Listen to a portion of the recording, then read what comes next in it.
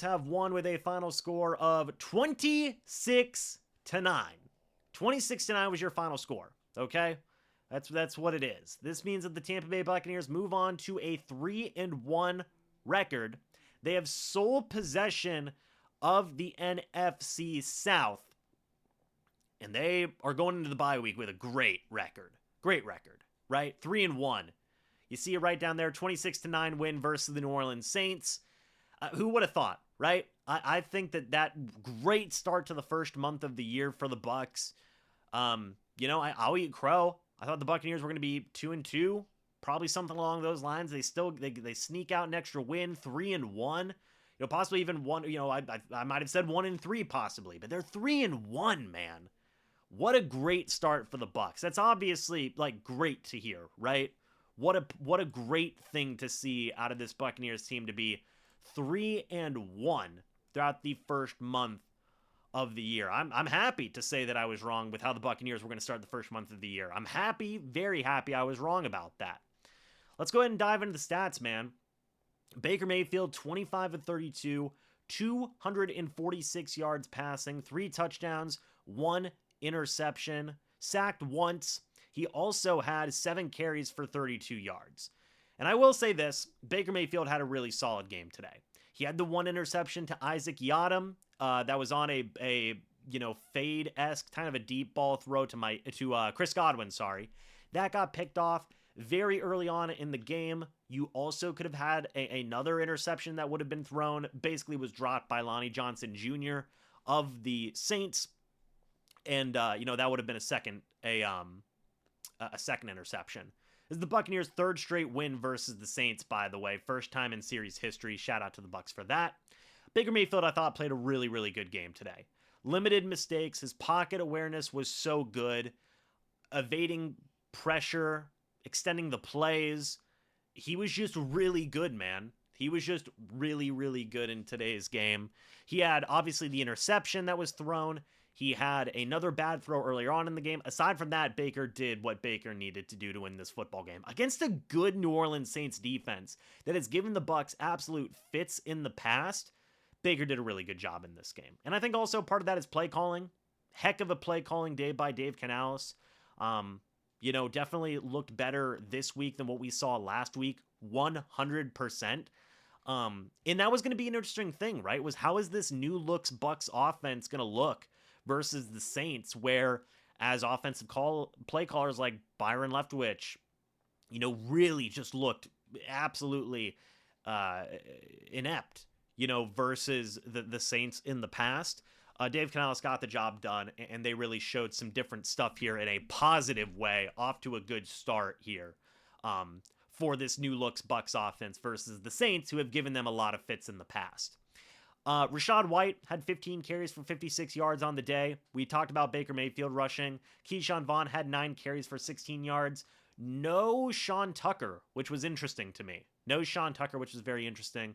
Rachaad White still did a decent job today. He had 56 yards rushing. He also finished the day with 22 yards receiving. That was good for 78 total yards from scrimmage. They ran the football fine today, I think, all things considered.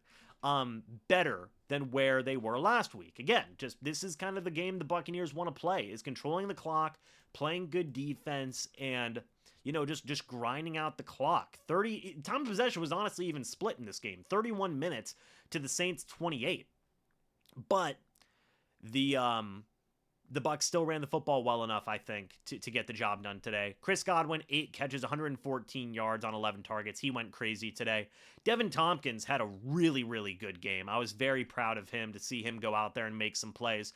An 11-yard rush, 45 yards receiving, and an incredibly accurate, just athletic diving touchdown to really seal the game for the Bucs. So Devin Tompkins finishes with 56 total yards on the day. Good job for the young wide receiver. He's going to get more involved in the offense, and if he keeps on having games like he did today, very good gadget player. Mike Evans did finish with 40 yards. That's the first kind of negative thing we want to talk about here, is Mike Evans did have to leave the game with a hamstring injury. No new updates on that. It happened right before the first half, and it knocked Mike Evans out for the game. Thankfully, the Buccaneers have a bye week, so Evans hopefully can get healthy here on this bye week. But Evans still finished with 40 yards. He was having a decent game leading up to his hamstring injury. All in all, I thought the offense looked good as a whole, man. I really do. There's going to be a big negative we're going to be talking about here in a moment, but the offense did what the offense needed to do and was very, very happy with that. For the Saints offense, not great. Derek Carr, 37 passes attempted, only 127 yards passing. Taysom Hill had 13 yards passing. Jameis Winston had 1 pass attempt. It was an interception. LOL. Alvin Kamara was used a crap ton. He had 13 catches for 33 yards, 51 rushing yards as well. But the Saints offense just couldn't get much done, man. They really couldn't. And that's kind of where we're going to talk about defense here. The defense was huge. Antoine Winfield Jr. was the player of the game. No ifs, ands, or buts about it. 9 total tackles, 1 sack, 2 tackles for loss, 1 pass deflection, 1 quarterback hit, 1 forced fumble. Antoine Winfield Jr. was everywhere today. I mean, everywhere. He was the player of the game by far. He did a fantastic job. Shout out to Carlton Davis as well, coming back from injury. Michael Thomas only had 4 catches for 53 yards, and 2 of those weren't even against Carlton Davis, so he locked up Michael Thomas very well in this game. Zion McCollum, I thought, did a really good job. Christian Izien did a pretty decent job as well. Just the whole defense as a whole looked really good, man. Some other guys who did some good work. Vita Vea had 2 sacks in this game, a tackle for loss, 2 quarterback hits. D. Delaney had a pass deflection, 3 total tackles, and an interception on Jameis Winston. He was filling in for Ryan Neal. That's another negative. Left this game with a concussion. Again, the bye week, you hope that Ryan Neal can come back healthy. That's the hope there. And that a lot of guys can come back healthy who were out for this game. Jamel Dean, Kalijah Cansey, all the different guys that were out for this game. You really hope that they are able to come back healthy. But D. Delaney got an interception. The defense as a whole was just, not even a lot of, a ton of pressure, right? 3 sacks, 4 quarterback hits. A lot of that came in the second half. Just good coverage, just good scheming. One thing that was so weird with the Saints is that they tried to do a lot of cutesy stuff, right? They really did. We're still live here, by the way, on YouTube. So shout out to Chris Yorks for the $5 super sticker. Shout out to MrBucsNation for the $20 super chat saying go Bucs. Love to see that. Thank you, guys. But back to the defense. It wasn't even like a ton of pressure, right? I think Carr had a lot of time to throw. For the Saints, it was just good defensive coverage. And they tried some cutesy stuff, like Taysom Hill stuff did not work in this game. They tried a couple of weird stuff where Taysom Hill would end around to Derek Carr, who would end around Alvin Kamara. The Bucs just shut that down. Rashid Shaheed didn't get a lot of stuff going in this game. Alvin Kamara, again, a lot of screens to him and whatnot. And they shut that down. Like, all the little cutesy stuff that they tried to do did not work against the Bucs today. They had an answer for pretty much most of it.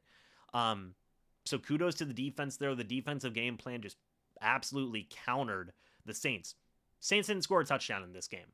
That's huge, man. That is so, so huge. And it was a phenomenal day by the defense. To kind of finish this up with special teams, the returning was meh.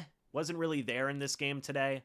Not a lot happened in terms of returning or anything along those lines. It was what it was.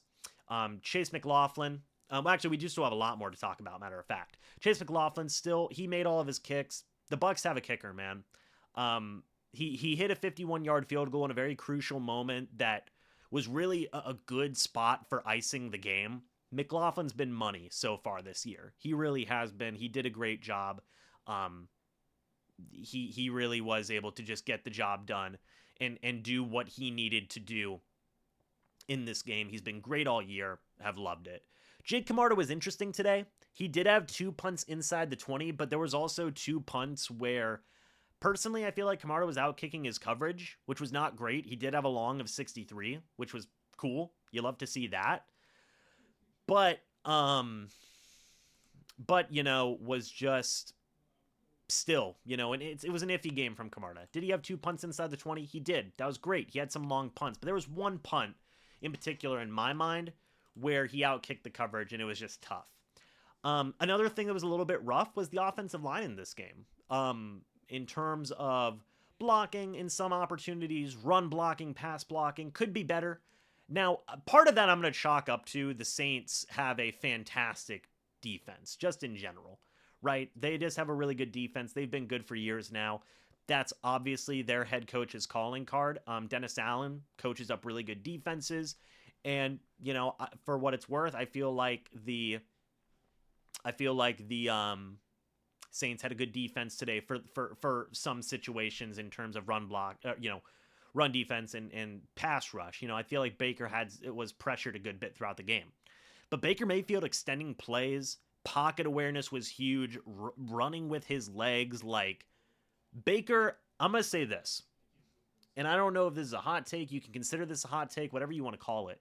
Throughout the first month of the year, like, Baker Mayfield looks like a changed man at quarterback. He seriously does, folks. And if he continues going this whole year with the way he's been playing throughout the first month, Bucs may have a quarterback on their hands. You can call that a hot take, whatever you want to call it, but like, Mayfield's looked really good.